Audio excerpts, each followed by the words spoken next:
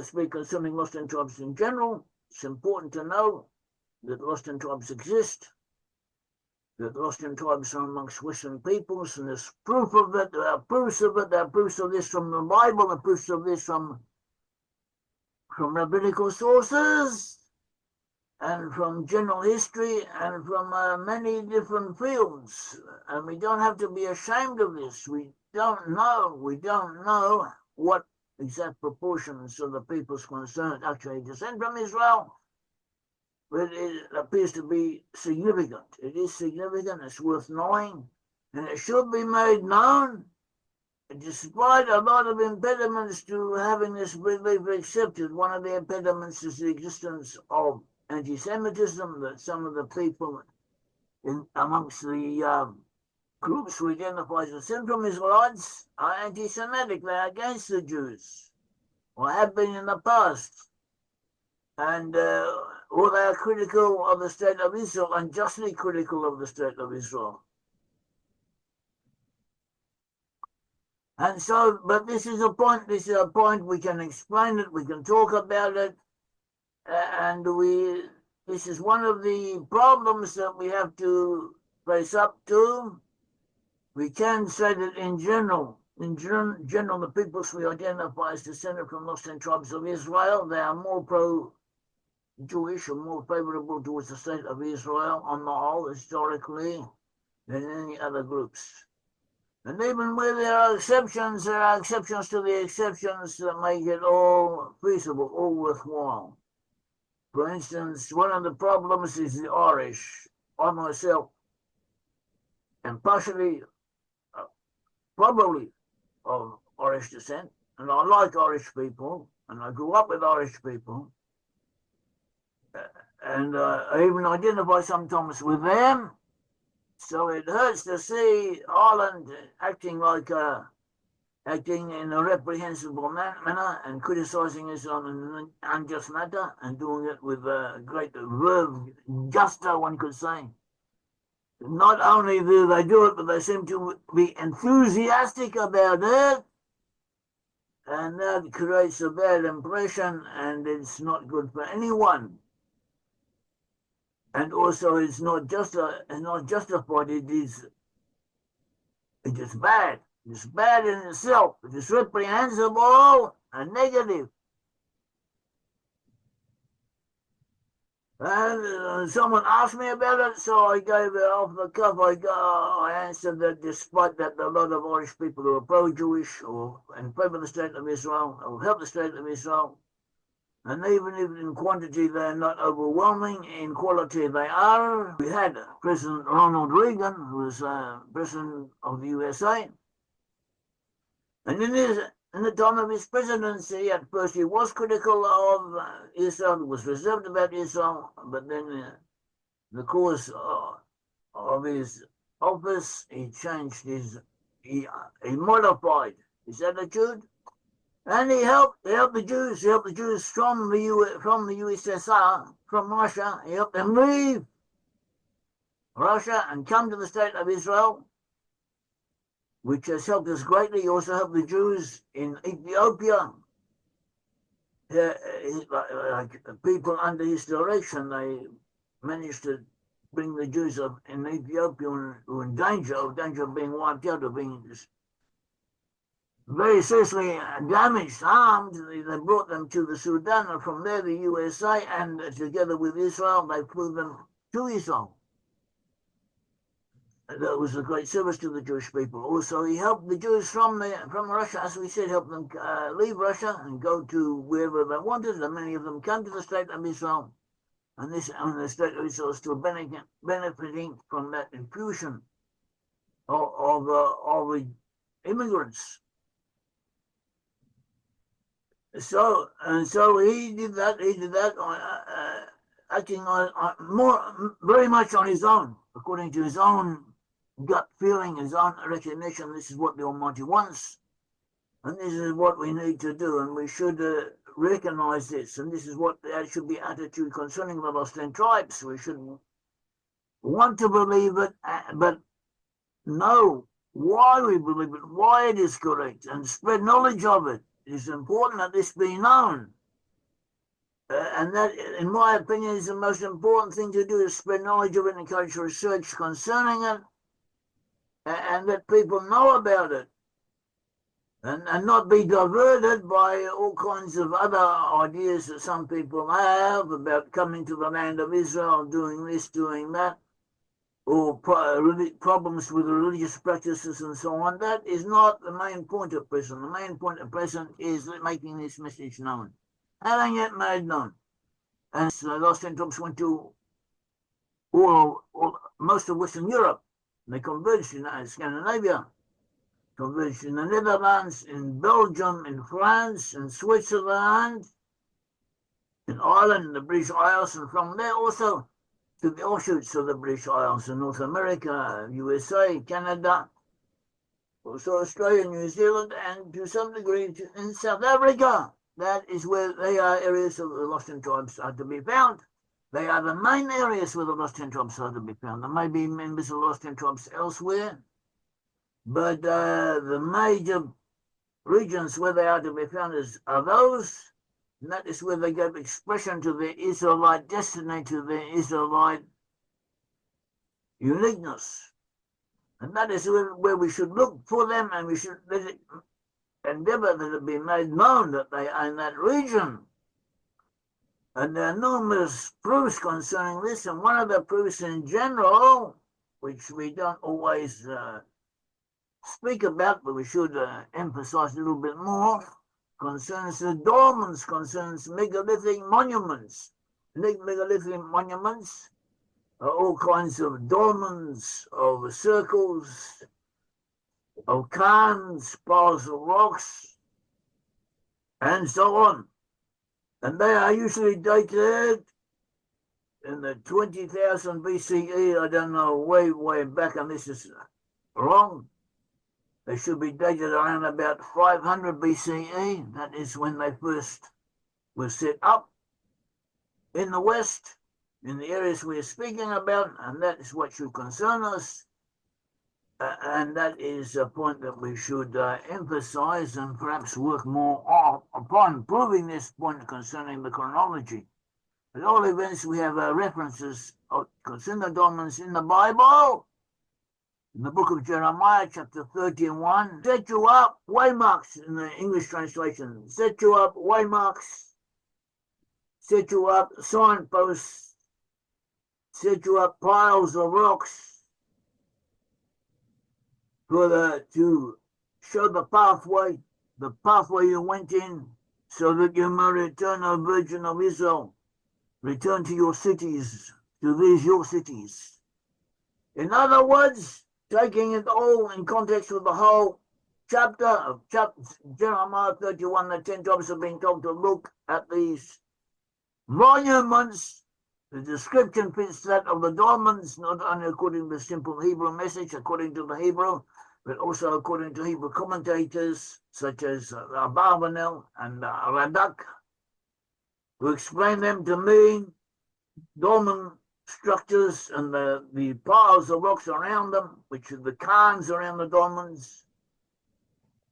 The dolmens, for those of you who have forgotten, dolmens are as if to say, you have 2-3 walls of upright stones, and another stone, a large stone, laid on top of them of a roof. That's the simplest form, usually known as a portal dolmen. And the roof, usually of those in the West, is on a slight incline, 22, 23 degree incline. And you have dolmens all over the place. You have dolmens in places where there are no Israelites. But it is unusual to find a place that Israelites went to that did not have any dolmens at all. And dolmens of a specific type, dolmens that we can trace back to the similar dolmens found in the land of Israel and in Jordan, which was also once part of the land of Israel in biblical times, and in Lebanon and reaching up into Syria. And this enables us to trace, you can trace them, you can look at them, look at pictures of them, see the same type of edifice in Bulgaria. From Bulgaria, we find it across to Brittany in France, and France in general, and in the Netherlands, and in Scandinavia, and in Ireland and in Scotland and England.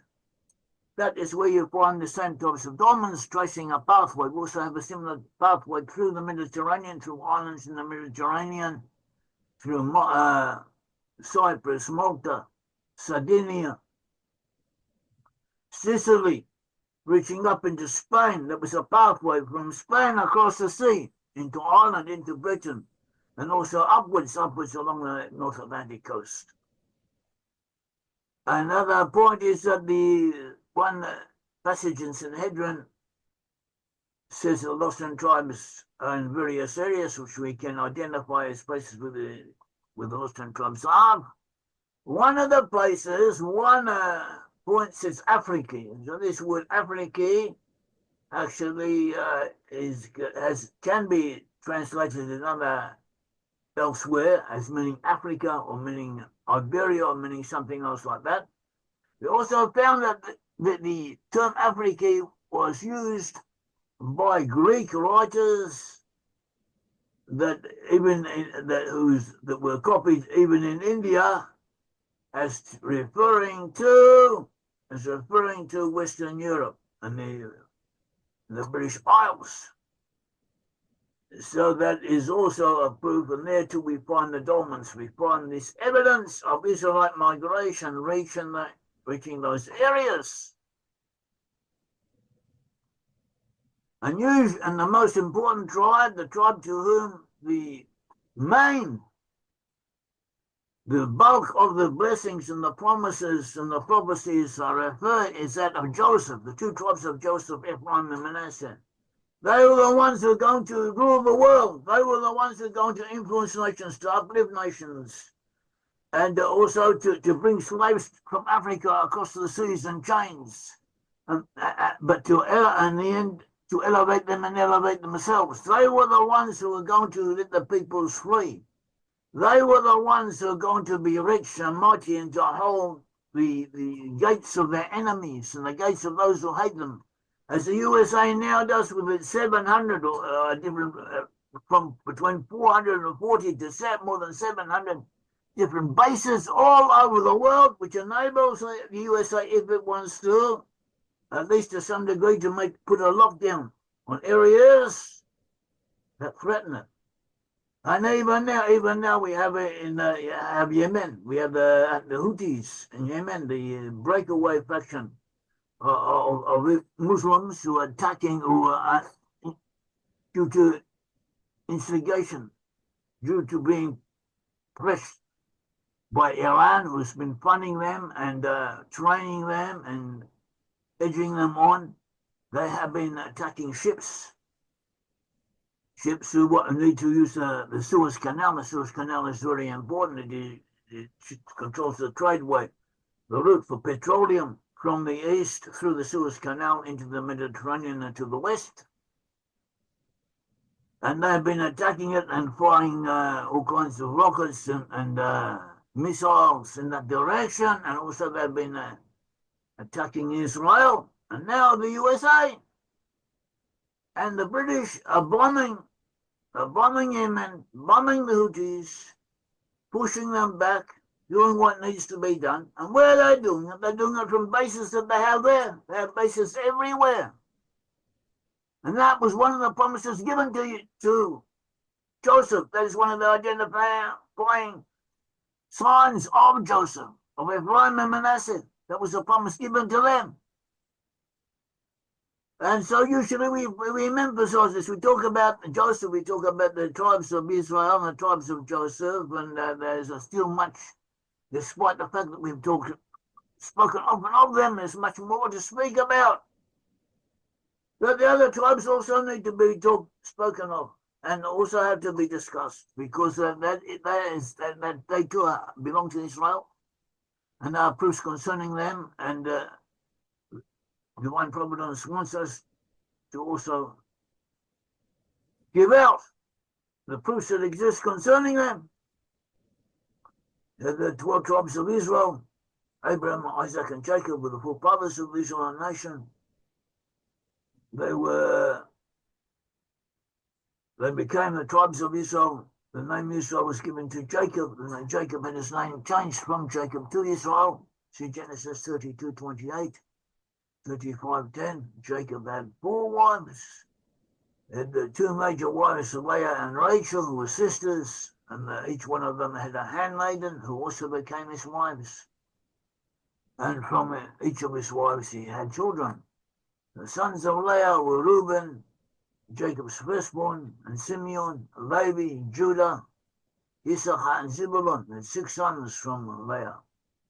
The sons of Rachel were Joseph and Benjamin, 2 sons. The sons of Bilhah, the maidservant of Rachel, were Dan and Naphtali, 2 sons. The sons of Zilpah, the handmaiden of Leah, were Gad and Asher.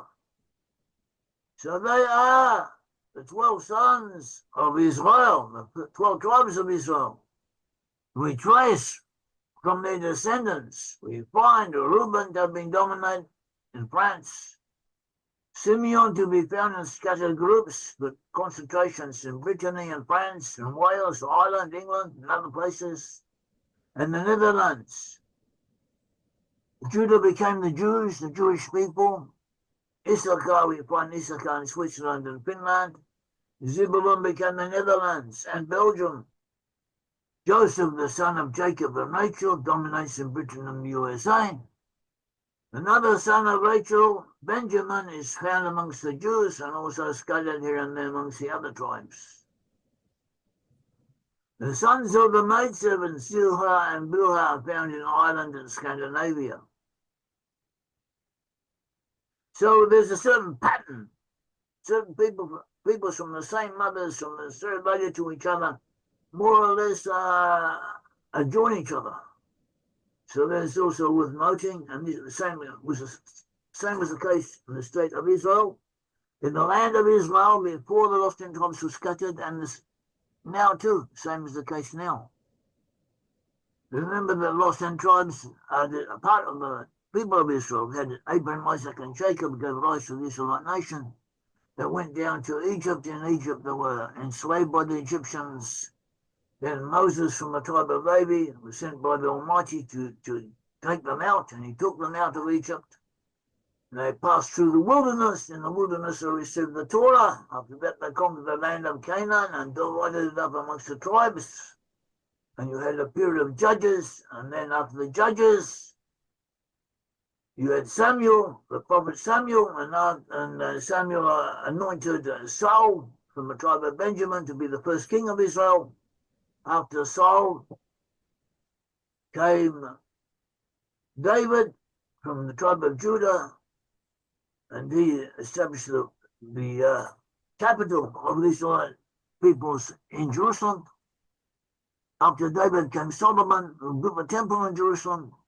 After Solomon came Rehoboam, the time of Rehoboam, 10 tribes divided from the Judah. They separate from Rehoboam. They separated from Rehoboam, the son of Solomon, under Jeroboam from the tribe of Brit-Am. Jeroboam, the son of Nebat. They set up their own kingdom to the north.